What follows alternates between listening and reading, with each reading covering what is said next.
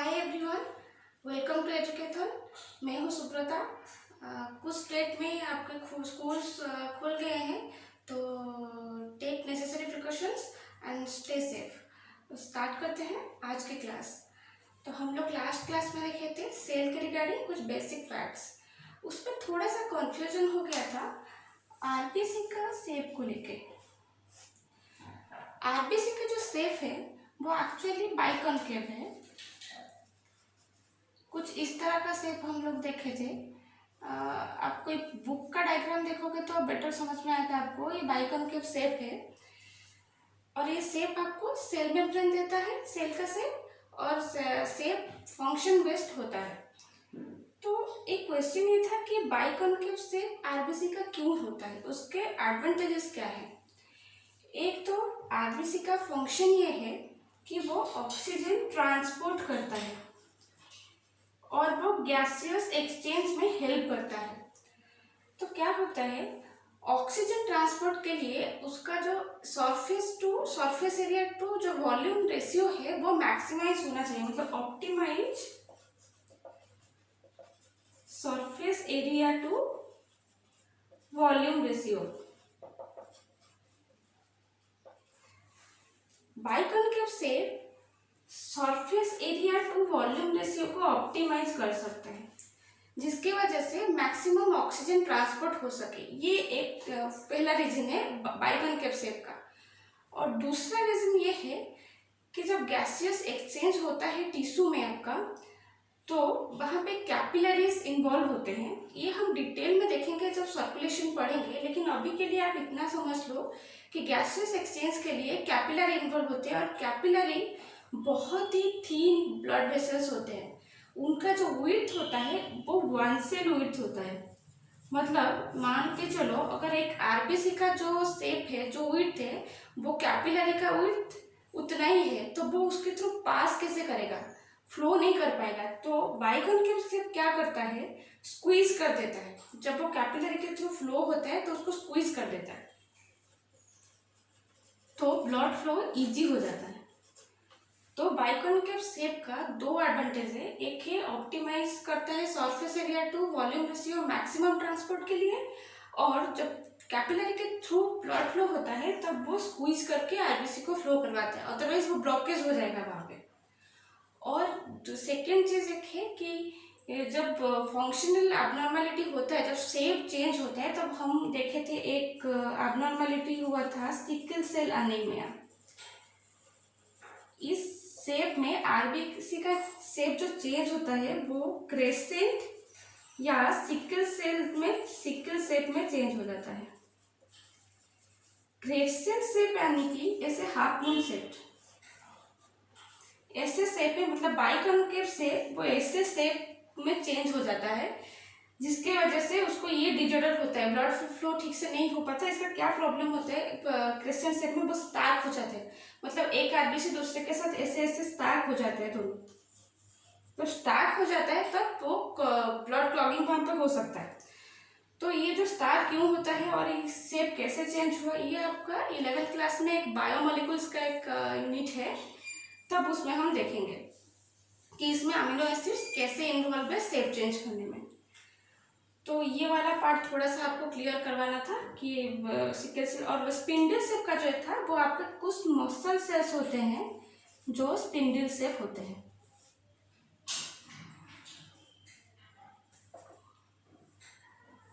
इस तरह का कुछ शेप होता है, ये आपका स्पिंडल शेप होता है। सिकल सेल ये है crescent moon shape. Spindle shape ये है जो कि आपका मसल सेल्स जिसमें इन्वॉल्व है, कुछ मसल सेल्स, वो हम मस्कुलर टिश्यू पोर्शन में देखेंगे। तो ये वाला पार्ट में इरेज करती हूँ। हम लोग आज के सेल के टॉपिक पे आएंगे। सेल का हम लोग बेसिक फैक्ट सेल के बारे में कंप्लीट कर दिए थे। आज से हम स्टार्ट करेंगे सेल स्ट्रक्चर। तो आप लोगों को यहाँ पे दिख रहा होगा, दो मैंने यहाँ पे स्ट्रक्चर ड्रॉ किया है। ये आपका एनसीईआरटी बुक में आपको ये स्ट्रक्चर मिल जाएगा सेल का। ड्रॉ मैंने पहले से इसलिए कर दिया कि आपका टाइम थोड़ा सा सेव हो जाए। तो ये जो शेप है, सेल का जो स्ट्रक्चर है, ये यूकैरियोटिक सेल है, ये प्रोकैरियोटिक सेल है।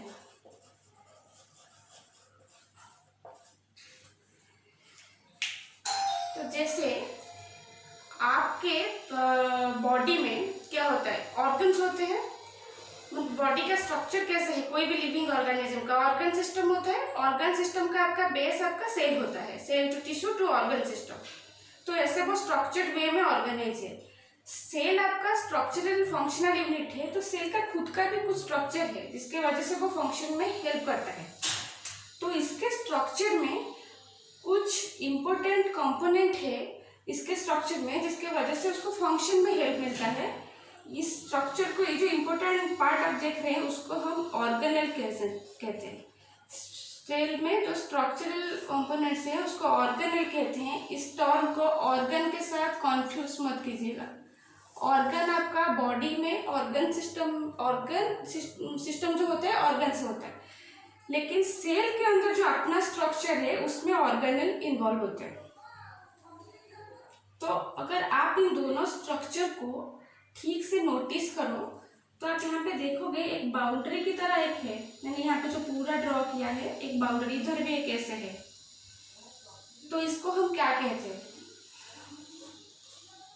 Cell membrane.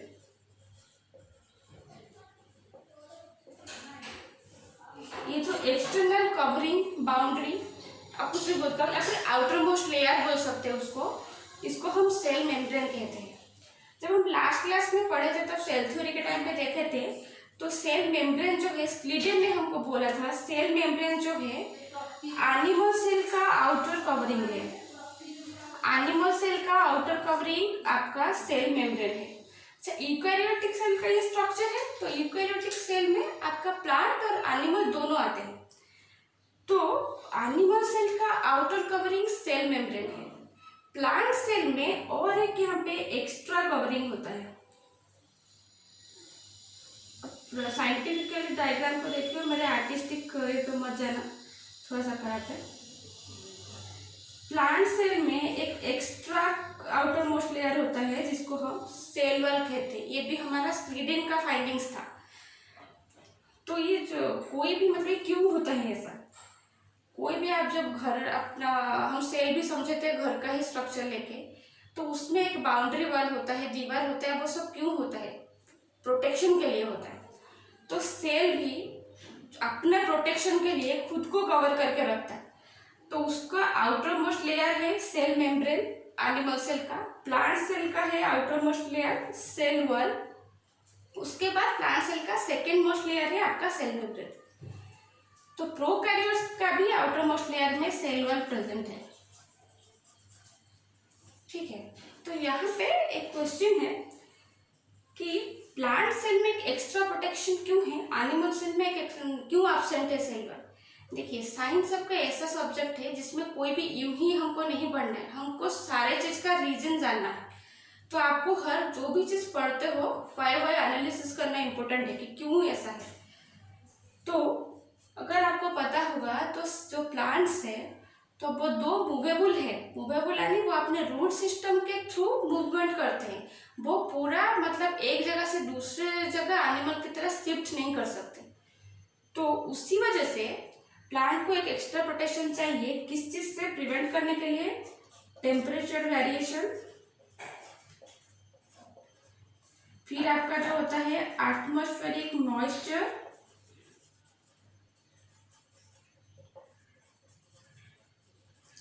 ये जो एक्सटर्नल डिसएडवांटेज होता है, या फिर हाई विंड स्पीड भी आप ले सकते हो। तो ये सारे इतना सारा जो डिसएडवांटेज एक्सेट्रा और भी हो गए, तो इनको प्रिवेंट करने के लिए प्लांट सेल में एक एक्स्ट्रा प्रोटेक्शन दिया गया है जिसको हम सेल वॉल बोलते हैं। एनिमल सेल मूवेबल है, उनको जरूरत नहीं है, तो उनका सेल मेम्ब्रेन में वो प्रोटेक्शन लेयर हो जाता है। अच्छा, बैक्टीरियल सेल में भी आपका एक सेल वॉल है। तो आप बोलोगे बैक्टीरिया तो वो एक जगह से दूसरे जगह पे शिफ्ट हो सकता है, तो फिर इसमें क्यों है। तो डू नॉट फॉरगेट, बैक्टीरिया आपका एक सिंगल सेल ऑर्गेनिज्म है, उसमें इतना कॉम्प्लेक्स ऑर्गन मतलब ऑर्गन सिस्टम नहीं है, उसमें वो बहुत ही सिंप्लीफाइड स्ट्रक्चर है, तो इसको जरूरत है एक एक्स्ट्रा प्रोटेक्शन की। और बैक्टीरिया का जो सेल वॉल है वो आपका बहुत इंपॉर्टेंट फंक्शन कैरी आउट करता है। हम सेल स्ट्रक्चर जब देख रहे हैं तो मोस्टली सेल की इस टॉपिक में हम यूकैरियोटिक सेल को ही कवर करेंगे, और बैक्टीरिया सेल के साथ यूकैरियोटिक सेल में जो स्ट्रक्चरल डिफरेंसेस है उसको कवर करेंगे। और बैक्टीरिया का जो डिटेल स्ट्रक्चर है आपका वो माइक्रो ऑर्गेनिज्म क्लास में अभी चल रहा है, ओवरव्यू एक जा चुका है, और सेलुलर सेल मेम्ब्रेन भी वहाँ पे पढ़ चुके हैं, तो आप उस क्लास को रेफर कर सकते हो बैक्टीरिया का डिटेल स्ट्रक्चर देखने के लिए। अभी हम सिर्फ डिफरेंसेस देखेंगे। तो ये वाला पार्ट क्लियर हुआ। सेल का, यूकैरियोटिक सेल का outermost covering in plant cell wall है, देन आपका सेल मेम्ब्रेन है, एनिमल सेल में सेल मेम्ब्रेन है, और बैक्टीरिया में आपका सेल वॉल है, देन आपका सेल मेम्ब्रेन है। ठीक है, तो इसको इरेज कर देती हूँ थोड़ा।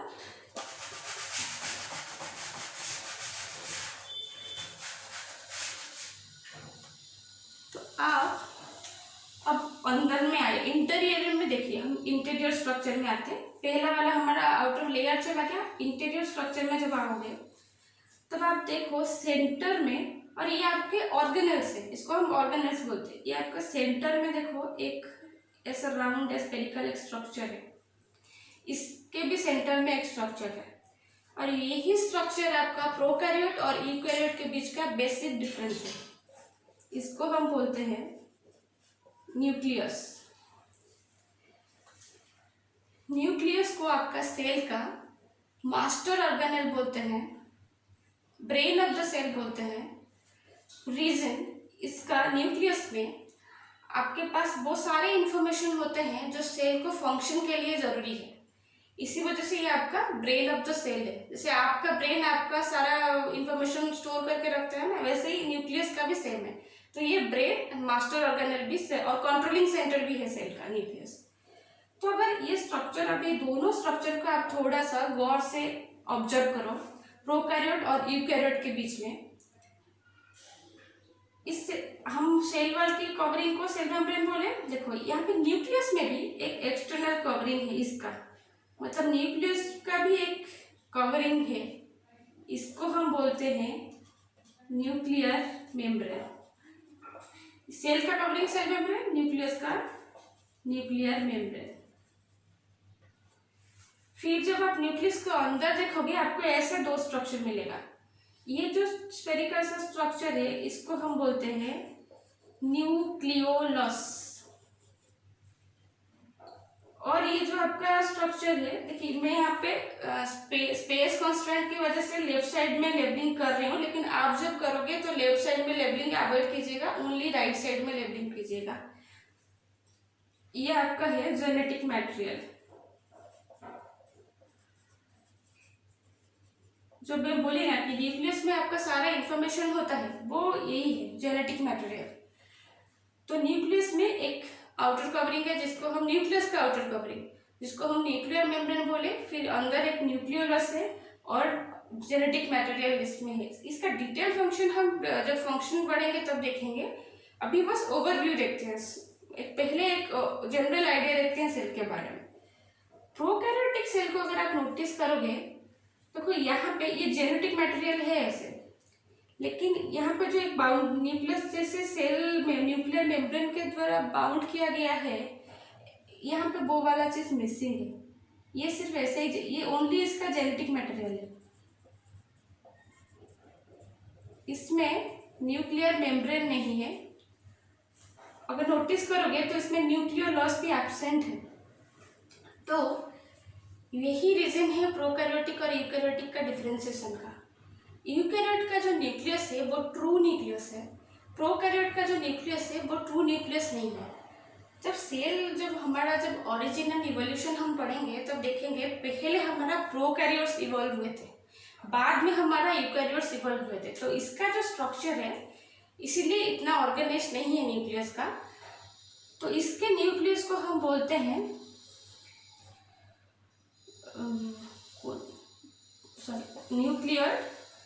न्यूक्लियर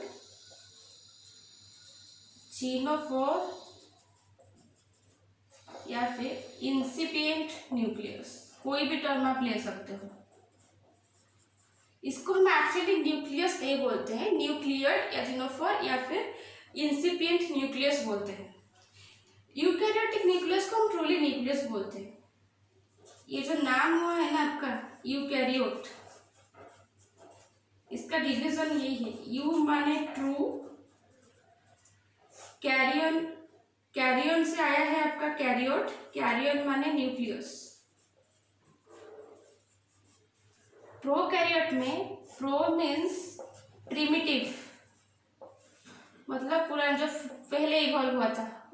कैरियोट सेम कैरियर से आया है, उसका मीनिंग है न्यूक्लियस। तो प्रोकैरियोट और यूकैरियोट सेल में बेसिक डिफरेंस आपका यही न्यूक्लियस का है।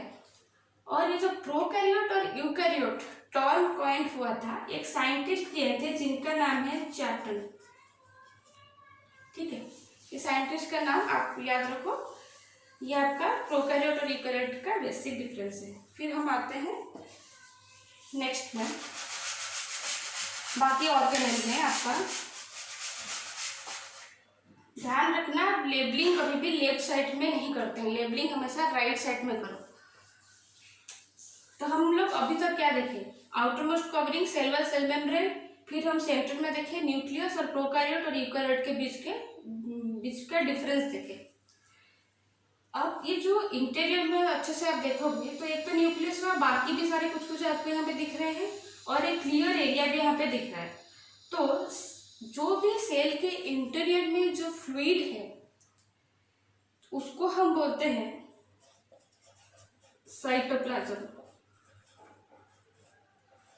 ये जो क्लियर एरिया आपको दिख रहा है, मतलब जो फ्लूइड एरिया, वो cytoplasm means fluid, gel like matrix से होता है वो फ्लूइड एरिया को हम बोलते हैं साइटोप्लाज्म। और ये साइटोप्लाज्म में आपके सारे ऑर्गेनल्स रहते हैं, सेल के इंटीरियर का सारे ऑर्गेनल्स साइटोप्लाज्म में रहते हैं। अच्छा, आप और एक टर्म सुने होंगे प्रोटोप्लाज्म। ये दो जो टर्म है साइटोप्लाज्म एंड प्रोटोप्लाज्म, वो इंटरचेंजेबली यूज होते हैं, लेकिन इनके बीच में माइन्यूट सा डिफरेंस है जो जानना हमारे लिए जरूरी है। प्रोटोप्लाज्म हम उसको बोलते हैं जो सेल के अंदर का सारा कंपोनेंट को हम प्रोटोप्लाज्म बोलते हैं, including fluid, organelle, nucleus. Interior में जो भी है हम उसको प्रोटोप्लाज्म बोलते हैं। साइटोप्लाज्म हम किसको बोलते हैं, माइनस न्यूक्लियस, मतलब साइटोप्लाज्म में सारा चीज है, ये न्यूक्लियस नहीं है। साइटोप्लाज्म होता है माइनस न्यूक्लियस, मतलब cell membrane to nuclear membrane के बीच में जो भी है उसको हम बोलते हैं साइटोप्लाज्म, जो फ्लूइड है। अगर हम सेल न्यूक्लियस को उसमें इंक्लूड कर दे, वो हो गया आपका प्रोटोप्लाज्म। लिविंग सब्सटेंस से दोनों और फ्लूइड है, तो साइटोप्लाज्म प्लस न्यूक्लियस आपका हुआ प्रोटोप्लाज्म। प्रोटोप्लाज्म आपका हुआ साइटोप्लाज्म प्लस न्यूक्लियस। साइटोप्लाज्म आपका सिर्फ ये, इसको माइनस करके ये एरिया सरा होगा, ठीक है। न्यूक्लियस को आप वहां पे एक्सक्लूड करोगे। फिर यहाँ पे भी वही सेम, साइटोप्लाज्म में सेम कॉन्सेप्ट है, डिफरेंस यहाँ पे आएगा, मैं आपको बता दूंगी वो। और यहाँ पे आप और कुछ कुछ ऑर्गेनल्स आपको दिख रहे होंगे। ये जो एक है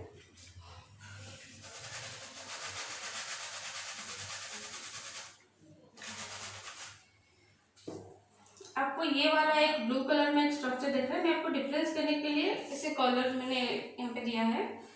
ये जो आपको न्यूक्लियर मेम्ब्रेन की अटैच होकर आपका एक ऑर्गेनल जा रहा है, इसको बोलते हैं, शॉर्टली लिख रही हूँ, ER बोलते हैं, एंडोप्लाज्मिक रेटिकुलम। और ये न्यूक्लियर मेम्ब्रेन के साथ अटैच होकर जो जा रहा है वो, और यहाँ पे देखो मेम्ब्रेन के साथ जो ER अटैच है, यहाँ पे कुछ छोटे छोटे डॉट्स आपको दिख रहे हैं, ठीक है। ये सारे हैं राइबोसोम्स। डिफरेंस क्या है, ER आपका दो तरह का होता है, एक RER, एक होता है SER। RER means rough endoplasmic reticulum, SER means smooth endoplasmic reticulum. आपको टेंशन लेने का जरूरत नहीं है, हम जब ER पढ़ेंगे इसके बारे में डिटेल में देखेंगे। अभी बस जानो ईआर दो तरह का होता है, rough endoplasmic reticulum and smooth endoplasmic reticulum. Rough endoplasmic reticulum में ये राइबोसोम अटैच होता है।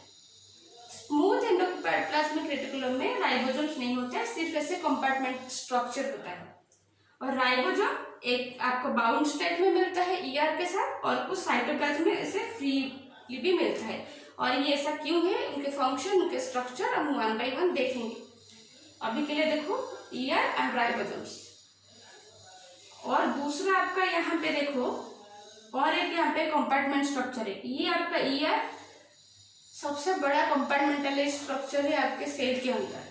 और एक यहाँ पे देखो, ये ऐसे जो है इसको हम बोलते हैं गोल्जी कॉम्प्लेक्स।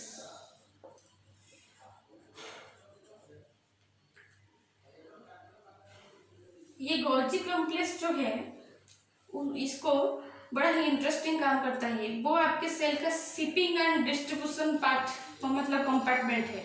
और शिपिंग और डिस्ट्रीब्यूशन में क्या होता है आपको वो पता होगा। और क्या सिंथेसिस करते हैं, क्या शिपिंग और डिस्ट्रीब्यूट करते हैं, वंस अगेन हम फंक्शन में देखेंगे।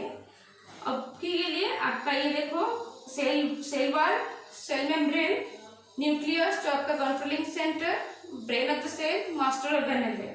फिर हम देखें endoplasmic reticulum, Golgi complex, ribosomes. यहाँ पे कुछ छोटे छोटे और ये देख रहे हैं, ये है आपका, ये दोनों है आपका माइटोकॉन्ड्रिया।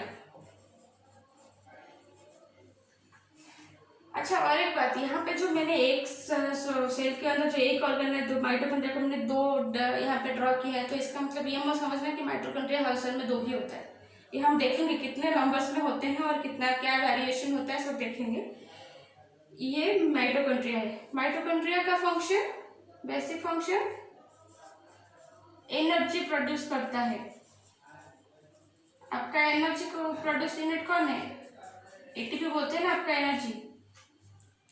तो ये एनर्जी प्रोडक्शन में हेल्प करते हैं माइटोकॉन्ड्रिया, इसीलिए माइटोकॉन्ड्रिया को बोलते हैं powerhouse of the cell. ये सारा जो टर्म है आप याद रखो, ये आपका एमसीक्यू क्वेश्चन बनता है कि माइटोकॉन्ड्रिया आपका powerhouse of the cell है, न्यूक्लियस आपका कंट्रोलिंग सेंटर है, गोल्जी आपका शिपिंग एंड डिस्ट्रीब्यूशन कंपार्टमेंट है। ठीक है, यहाँ पे और एक कुछ सीरियस कर देती हूँ, थोड़ा हंस लग रहा है। आप हम एक एक स्ट्रक्चर, ऑर्गेनेल का स्ट्रक्चर पे जाएंगे और डिटेल स्टडी करेंगे। यहाँ पे और एक है लाइसोसोम्स। लाइसोसोम्स का काम क्या है, और ये सब आपके सेल के इंटीरियर में। लाइसोसोम का काम क्या है, आपका इसके अंदर बहुत सारे एंजाइम्स होते हैं। ये क्या करता है, जो सेल के अंदर जो भी ब्रेकडाउन प्रोडक्ट होता है उनको ये डिस्ट्रॉय करता है। इवन अगर कोई भी सेल डेथ स्टेज में हो या फिर रिपेयर नहीं हो पाया कोई भी सेल, तो उसी सेल को भी ये डिग्रेड कर देता है। तो ये लाइसोसोम का फंक्शन है। और लाइसोसोम को हम बोलते हैं इसलिए suicidal bag of the cell. ठीक है, ये सारा टर्म्स इंपॉर्टेंट है। लाइसोसोम आपका सुइसाइडल बैग है, क्योंकि सुइसाइडल बैग क्यों है हम देखेंगे, डिटेल एनालाइज करेंगे। वो अपनी ही मतलब सेल को ही वो डिस्ट्रॉय कर देता है अगर वो रिपेयर नहीं हो सकता है उस सेल का। तो यहाँ पे हम लोग अब तक देखे, ये आपका जेनेटिक मटेरियल देखे, ईवीआर देखे, लाइसोसोम देखे, न्यूक्लियस, इतना सारा सेल का इंटीरियर में इतने सारा ऑर्गेनेल है। और कुछ कुछ ऑर्गेनेल भी है जिनको देखते हैं। ये एक है वैक्यूल।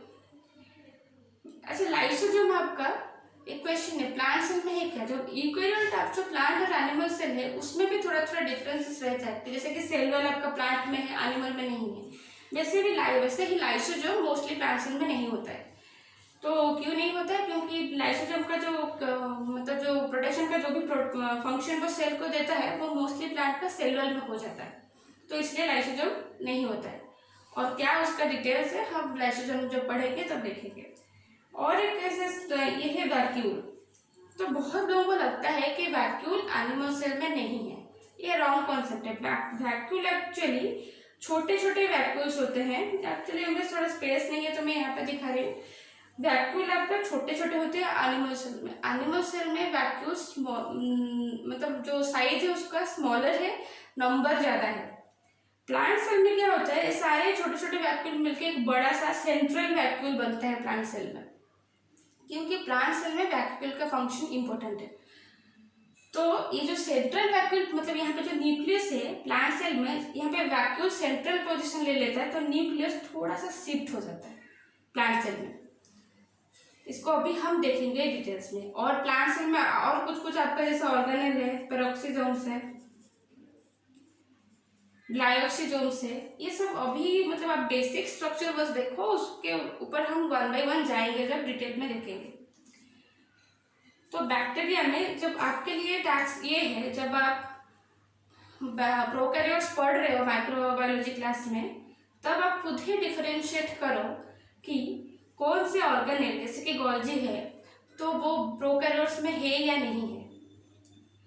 प्रोकैरियोट्स में कौन सा ऑर्गेनेल है जो यूकैरियोट्स में नहीं है। जैसे कि यहाँ पे 2 फ्लैजेला दिखाया आपको ड्रॉ किया गया है, फिम्ब्रिया एंड पीली ड्रॉ हुआ है।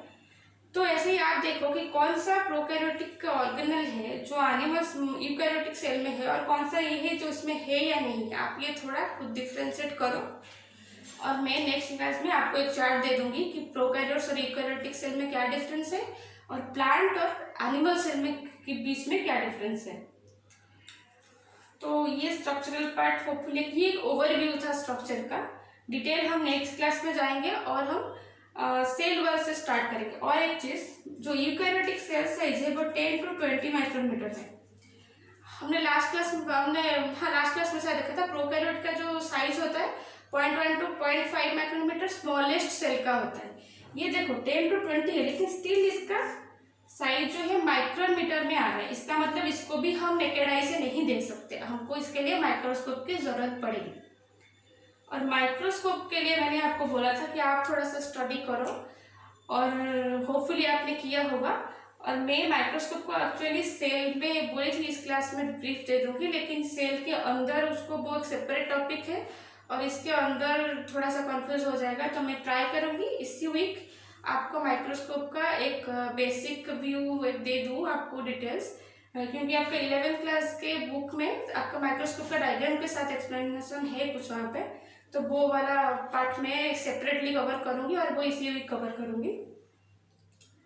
और आपका इतना पार्ट क्लियर हुआ।